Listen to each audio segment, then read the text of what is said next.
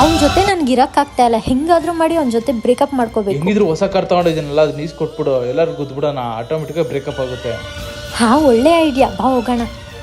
ಏ baby, car key ಕೊಡು. ಯಾಕೆ? ಕೊಡು ಅಷ್ಟೇ. ತಗೋ. ತಗೋ. ಏಯ್, ಇವನ್ಗೆ ಕೊಡ್ತಿದ್ಯಾ? ಏಯ್, ಅಲ್ಲಿ ಗೋಡೆ ಕಾಣಿಸ್ತಿದೆಯಲ್ಲ, ಅದಕ್ಕೆ ಟಚ್ ಮಾಡ್ಬಿಡು. ಕಾರ್ ಸ್ವಲ್ಪ ಟಚ್ ಆಗ್ಬಿಡ್ತು.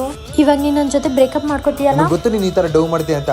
ಅದಕ್ಕೆ ನಾನು ನನ್ನ ಕಾರಿಗೆ ಫ್ಲಾಶ್ ಅಂಡ್ ಡ್ಯಾಶ್ ಅಲ್ಲಿ ನಾವು ಪಿಪೇಪ್ ಹಾಕ್ತಿದ್ದೀವಿ. ಲಕ್ಷ ಕೊಟ್ಬಿಟ್ಟು ಕಾರ್ ತಗೋತೀವಿ. ಆ ಕಾರ್ಗೆ ಸ್ವಲ್ಪ ಕ್ರಾಚಸ್ ಆದ್ರೂ ತುಂಬಾ ಹರ್ಟ್ ಆಗುತ್ತೆ. ಅದಕ್ಕೋಸ್ಕರ ಪಿಪೇಪ್ ಮಾಡ್ಸೋದು. ಇದನ್ನ ಮಾಡಿತ್ತು ಅಂತಂದ್ರೆ ನಿಮ್ಗೆ 5 ವರ್ಷ ಯಾವುದೇ ರೀತಿಯ ಕ್ರಾಚಸ್ ಆಗಲ್ಲ. ಕ್ರಾಚಸ್ ಆಯ್ತು ಅಂದ್ರೆ ಜಸ್ಟ್ ಆ ಪೇಪರ್ನ ರಿಮೂವ್ ಮಾಡಿ ಮತ್ತೆ ಹಾಕ್ಬೋದು. ಅಂಡ್ ಒರಿಜಿನಲ್ ಕ್ವಾಲಿಟಿ ಇರುತ್ತೆ.